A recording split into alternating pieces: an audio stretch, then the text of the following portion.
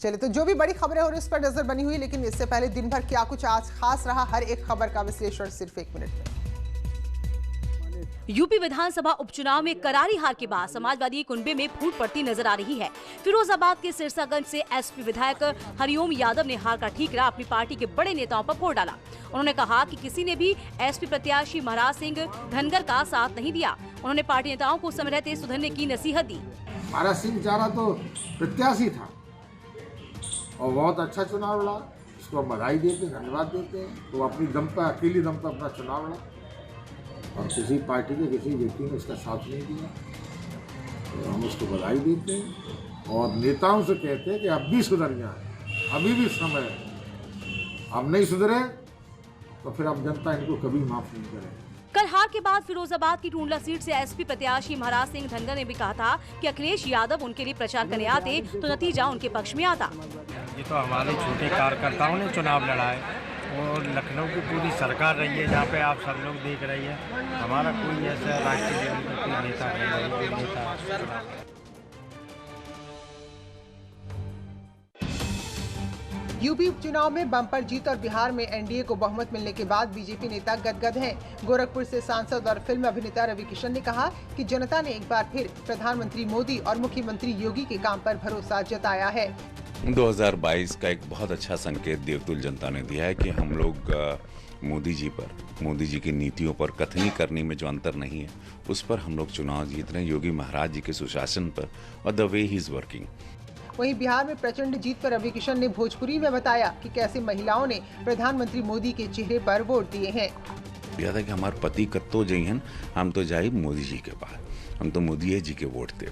तो हमार बेटा कत्तो जाई, लेकिन हम वोट दे मोदी जी की। कहें कि मोदी जी हमके ही देहलन, मोदी जी ऊ देहलन, इतना कुल गिनाए लगनी कुल महिला लोग। तो वही का नतीजा बाकी हम लोगन का वोट प्रतिशत बढ़ल, हमनी लोगन का सीटियाँ बढ़ल और आज हम लोग एक ऐतिहासिक जीत लेके वी हैव कम। सो एक बहुत सुंदर सा संकेत दिया। उपचुनाव में जीत से उत्साहित बीजेपी ने एमएलसी चुनाव के लिए नामांकन किया। शिक्षक स्नातक चुनाव के लिए बीजेपी प्रत्याशियों ने नामांकन भरा। बीजेपी मुख्यालय से ढोल नगाड़ों के साथ जुलूस निकाला गया। इस दौरान डिप्टी सीएम दिनेश शर्मा भी मौजूद रहे। उन्होंने एमएलसी चुनाव में भी बीजेपी की जीत का भरोसा जताया। कि गोरखपुर को छोड़ के हम लोग सारी जगह लड़ रहे हैं। वाराणसी में हम लोग समर्थन दे रहे हैं शिक्षक क्षेत्र में, और बाकी जगह हमारे प्रत्याशी लड़ रहे हैं।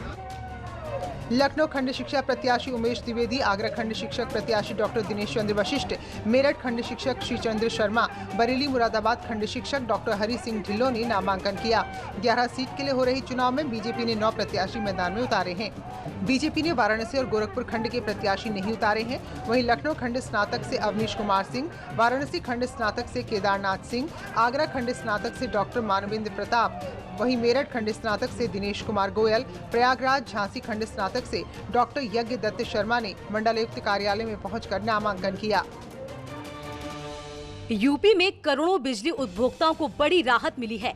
विद्युत नियामक आयोग ने बिजली टैरिफ बढ़ाने के यूपीपीसीएल के प्रस्ताव को खारिज कर दिया, यानी फिलहाल बिजली के दाम नहीं बढ़ेंगे। सस्ती बिजली लोगों को मिले, ये सरकार की प्राथमिकता है। हमने सब्सिडी भी बढ़ाई है और हम लगातार हमारे कॉरपोरेशन को भी हमने पूरे मैनेजमेंट को, यानी कि चेयरमैन यूपीपीसीएल और सभी डिस्कॉम के प्रबंधकों को भी लगातार मैंने बातचीत की है। वहीं ऊर्जा मंत्री श्रीकांत शर्मा ने भी कहा है कि यूपी में बिजली की कोई कमी नहीं है, इसलिए आने वाले समय में भी बिजली की किल्लत नहीं होने देंगे। अगली गर्मियां पूरे प्रदेश में उपभोक्ताओं को कहीं कोई शिकायत ना रहे, निर्बाध बिजली लोगों को मिलती रहे, उसकी तैयारी अभी से हमारे पावर कॉर्पोरेशन ने शुरू कर दी है। दीपोत्सव के लिए अयोध्या में राम की पैड़ी समेत कई घाटों को तैयार किया जा रहा है। अवध विश्वविद्यालय के सैकड़ों छात्र छात्राएं वॉलंटियर के तौर पर दीपों को घाट में सजा रहे हैं, जिनसे इस बार विश्व रिकॉर्ड बनना तय है। इस बार 5,51,000 दीप प्रज्वलित कर कीर्तिमान बनाने की तैयारी है। अयोध्या की राम की पड़ी पर जहां 5,51,000 दिए जलाकर वर्ल्ड रिकॉर्ड बनाए जाएंगे। आप देख सकते हैं कि दिए जो है वो लगाए जा रहे हैं। जो अवध यूनिवर्सिटी के छात्र हैं वो आप देखिए यहाँ पर दिए लगा रहे हैं। बाकायदा डिजाइन्स बनाई गई है, डिजाइन के तौर पर ये लगाई जा रही है और रिहर्सल भी किया जा रहा है, क्योंकि जो राम मंदिर का जो मॉडल है उस तरीके से ये दिए लगाए जा रहे हैं। छात्रों में भी खासा जोश देखा जा रहा है। वहीं राम की पैड़ी पर राम दरबार का एक बड़ा रथ भी तैयार किया जा रहा है। ये रथ पिछले 15 दिन से तैयार हो रहा है। 13 नवंबर को दीपोत्सव के दौरान ये रथ राम की पैड़ी की शोभा बढ़ाएगा। तो फिलहाल एक छोटा सा ब्रेक ले रहे हैं, लौटेंगे कुछ और खबरों के साथ।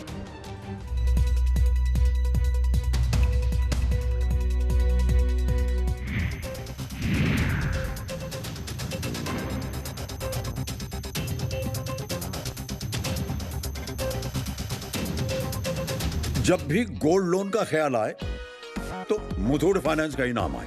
कॉल कीजिए 1-800-313-1212। निशाने पर छात्र आ गए। सबसे बड़े सवाल, सबसे बड़ी बहस, महाबहस। देखिए सोमवार से शुक्रवार रात 7:56 पर सिर्फ न्यूज़ 18 उत्तर प्रदेश उत्तराखंड पर। घरों से शहरों तक की हर पल की हर खबर न्यूज़ 18 के रिपोर्टर पहुंचाते हैं आप तक, ताकि तेजी से फैलते कोरोना की मिले आपको फास्ट अपडेट। देखिए यूपी एक्सप्रेस 100 सिर्फ न्यूज़ 18 उत्तर प्रदेश उत्तराखंड पर।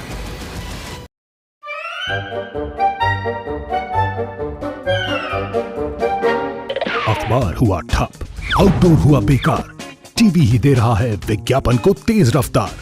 करोड़ों दर्शकों तक न्यूज़ 18 पहुंचाएगा आपका ऐड। न्यूज़ 18 की टीम दमदार बनाएगी आपका ऐड शानदार। जल्दी कीजिए, कहीं छूट ना जाए ये सुनहरा